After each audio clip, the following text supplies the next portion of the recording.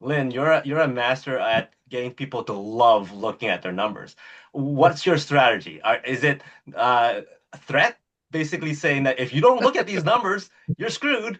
Or do you go, well, let's pretend this is a game? Like, how do you dress it up so that people go, okay, slowly but surely they'll eventually love looking at their numbers? First of all, you have to meet them where they are. And so, and I tell people, look, we're going to spend a lot of time together. We have to make this fun because eventually one of us is going to cry.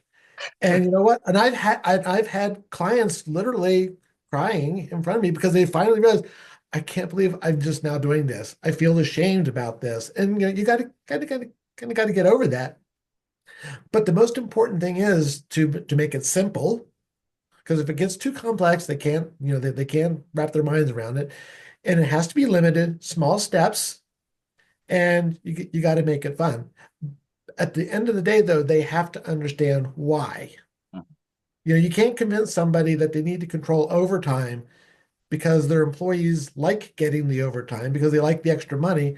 But how much is that overtime costing you when you could probably if your overtime is that high, you're actually probably need more people. Mhm. And so we tried to break it down into something that's easy. And then, because at the end of the day, most of the decisions that people make about their business, they're not financial decisions. Hiring a new person is not a financial decision. It's a capability issue. It's an operational issue that has financial impacts. The only thing your numbers tell you are the outcome of your decisions and your behaviors. That's it. Yeah, One of the words, sorry, I would say one real of the quick. words that you, go ahead. Go ahead. I was going to say one of the words that you mentioned was the word fun. I've heard some of the most successful individuals out there helping people increase their businesses and whatnot, and they go in with the approach of fun. Let's go into this negotiation having fun. We could Yeah. we could go into it like other people who are trying to get the most out of everybody, and everybody's pissed off and all that kind of stuff. But let's go with it with the mindset of having fun. So how do you make it fun? How to make it fun? You know, I try to break things down to as simple as possible.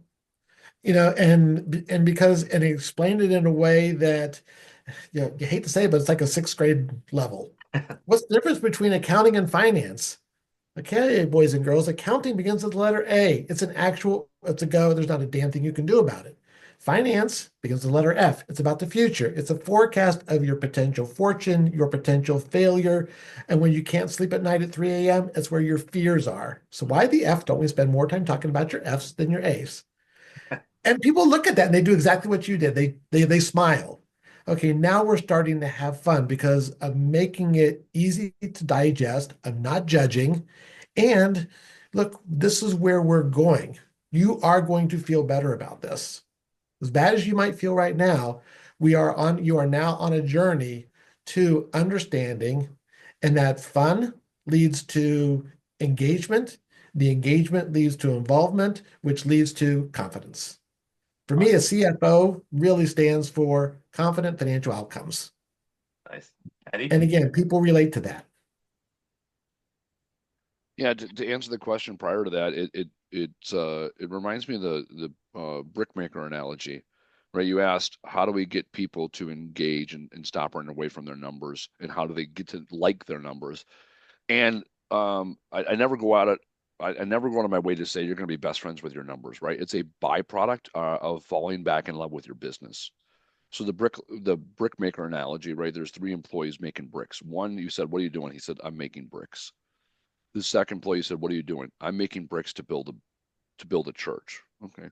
Third brickmaker says, "Okay, what are you doing?" "I'm making bricks to build a church so it's a place of people of worship." Right? So in that analogy, when you ask someone, "Hey, why did you hire me?" They say, "I just want to figure out my numbers." That's the person that wants to make their bricks. That's all they want to do. Second person is the one that says, "I want to make my bricks to make my business better." Okay, that's fair, right? Still making bricks, we're good.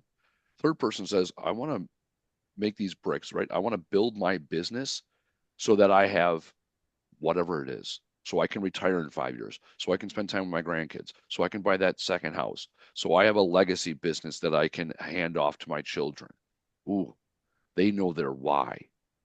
And so with us in the book and even in our consulting, We always start with the business owner. Why did you get into business? Let's understand. Why are you still in business? Why do you work so hard? Why are you working? Why are you working? Why don't you just go get the job, the job, right? And once we understand the person's why, then we got something good. Then we can tie the decisions and actions towards that mountaintop, that BHAG, that big, hairy, audacious goal, because that's their why. The challenge is a lot of people say, I'm going to become a business owner, and they have all these aspirations of why they become a business owner, and then become a business owner, and they forget the love they felt when they first started. And so we bring back that love, the passion. And then once they see, hold on, these numbers are the bricks and the pavers. Like, this is my yellow brick road. This gets me to where I want to go. Then all of a sudden, it's not numbers are fun, right? It is winning is fun, achieving is fun, and we get there through numbers, right? Talk to football players about stats. They don't care how many yards they had on the ground. They care that they won. They care they scored a touchdown, right? You can get 300 yards of offense and no points, and that's not fun. So would you rather have the yards or do you want to win the game? And so with business owners, it's no different. Okay, we got to get the yards, and we get to get the yards. We get to calculate the yards. We get to set our destination. The beautiful thing about business owners is you get to decide the rules of the game. You can decide what success looks like. And it's our job as CFOs to really check the down and distance, to be the referees, to make sure we're playing the game the way you said you wanted to play the game. And then all of a sudden, it's fun. And to Lynn's point, when humans are having fun, when humans play, right? And I tell my clients all the time, close your eyes. Let's play pretend. You have unlimited time, energy, resources. What does your future look like? Right? And then we bring it down to reality and what can we achieve? When you ask someone that's down and out what they want, they're going to only look to how do I get through the day? Right. When you tell someone, put all the worries aside, what does this perfect life look like? Now we start from perfect life and then we bring it down to reality. I say it all the time. Let's shoot for the stars and settle in the stratosphere, hanging out amongst the gods, because down here it's lonely.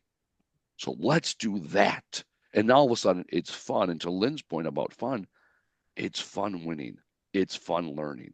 Yep. It's fun focusing on the future. Those are all fun things. So that's where I'll nerd out to the numbers. I don't even need, I genuinely do not need our clients to look at profit and loss statements. Scorecards are fun. Here's your scorecard, right? So that's what it's all about. It's all about making it fun and making it relatable to their future. It's all about, Lynn says all the time, I've stole this from Lynn, 100% plagiarized, stole it from Lynn, the clear financial outcomes, right? Focus on the future. That's it. Very cool stuff. You know what, Lynn, you could be the chief fun officer. Maybe that's it. I am the was chief almost fun expecting officer. that.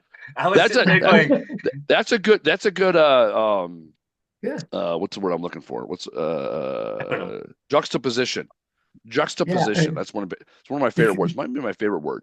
When you walk in, like, I'm the CFO, and they're like, this guy, right? Because a lot of people when they hear CFO, they're like, that's the guy that got rid of coffee, right? That's like the old penny puncher, bean counter, right? And you're like, I'm the chief fun officer to break the tension. You know what? I'm using that. I'm using on my calls from now on. I am your There we go. fractional You're, chief fun officer.